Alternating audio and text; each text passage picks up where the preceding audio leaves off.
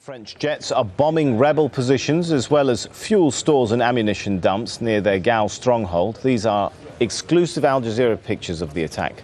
As you can see, their buildings have been destroyed and the fighters' trucks have been turned into scraps of twisted metal. Rebel forces say they sustained only minor injuries. And following airstrikes that forced out fighters in the town of Diabli, French troops have now made it their headquarters. They also recaptured the town of Hombori, which had been under rebel control. Well, Jacky Rowland joins us now live. Jacky, how is the French advance into the north going there?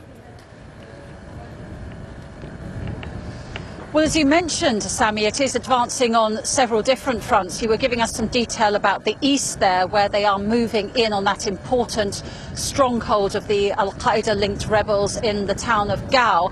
I am with a different contingent of French. We are pushing forward in central Mali, heading ultimately to Timbuktu, although we are still some distance away. You'll understand why I can't give you our exact location. I would say that our advance has been somewhat slower than the reports we're hearing from the east. It seems that the convoy that I'm with has been beset really from the outset by mechanical difficulties. There have been lots of stops and starts. You can see that we're halted at the moment. We left our base about 4 hours ago, just under 4 hours ago, and I'd say that we've covered little more than about 4 kilometres to give you about little more than 10 kilometres to give you an idea of how slow progress has been. But we are pushing forward. Certainly we're really quite far above Diabli now. We're really quite far north of Diabli, although, as I said, the destination of Timbuktu still looks to me a very long way off. So given what you said, Jacky, how soon and how easy perhaps will it be for any kind of push on key towns and key areas like Timbuktu, like Gao?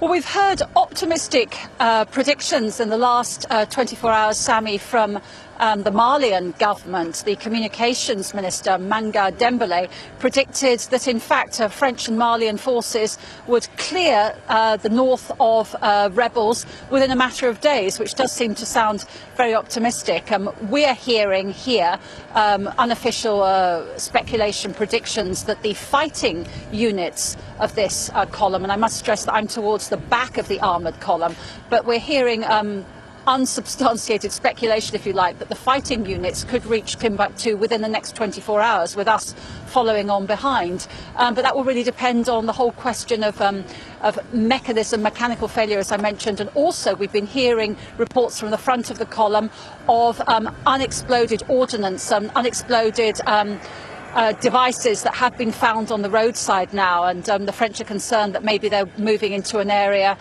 where, for example, more like guerrilla tactics are prevailing. So that's another thing that's slowing down the advance, because they're having to inspect the route ahead very carefully. We're being told that we have to stay on the tracks, can't stray off the tracks at all.